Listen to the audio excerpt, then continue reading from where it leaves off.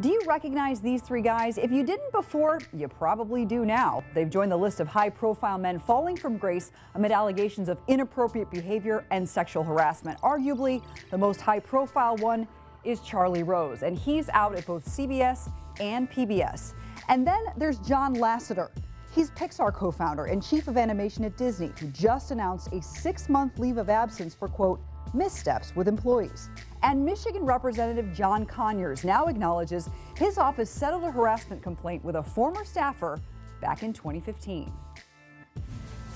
So how did we get here? It all started with this guy, Harvey Weinstein, producer and co-founder of the Weinstein Company. He was the first to be accused on October 5th. Later that month, actor Kevin Spacey was accused by multiple men of sexual assault. One was a minor.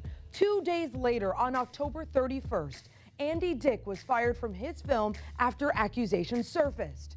Producer and director Brett Ratner was dropped by Warner Brothers on November 3rd.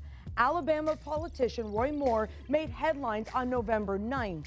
He was accused of inappropriate relationships with 5 teens. Just a week later, 2 women came forward saying U.S. Senator Al Franken groped them.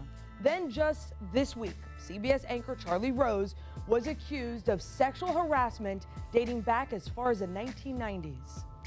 And that timeline shows you why we haven't been able to go a week or even a couple of days without telling you about a new allegation. Those are only a few of the accused, and they are powerful, famous people. But how do these stories affect women in the average workplace? Does this reporting do anything to empower them? Nightside reporter Sarah Rosario is starting that conversation tonight.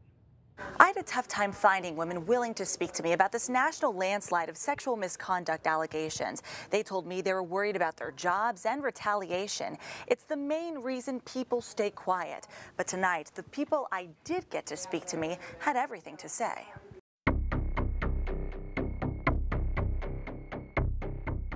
Everyone has a story. No, there is not a woman alive that doesn't have a story about being sexually harassed.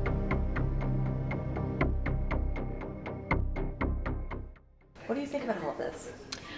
I think it's probably about time, and it's also sickening in many ways.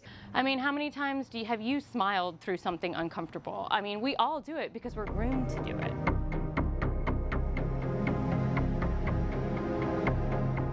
And people are saying, well, what does it matter? It was 40 years ago. Well, I can tell you that if someone gets raped or touched or, I mean, that doesn't go away after 40 years. Women have been putting up with this for years and have never had the voice to open up and say, why are you doing this? I'm super proud of these women. They feel empowered that now they can come forward and talk.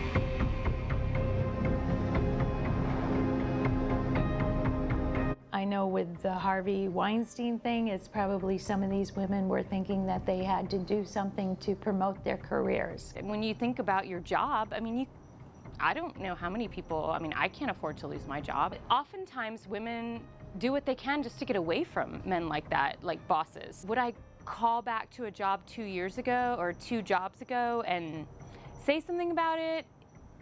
I don't know. I mean, I think each woman has to think for themselves about that. But what if that person, you know, you heard on the news that someone accused them of rape? Then you might call and say, hey, I had this previous experience with them, because that lends credibility to that woman.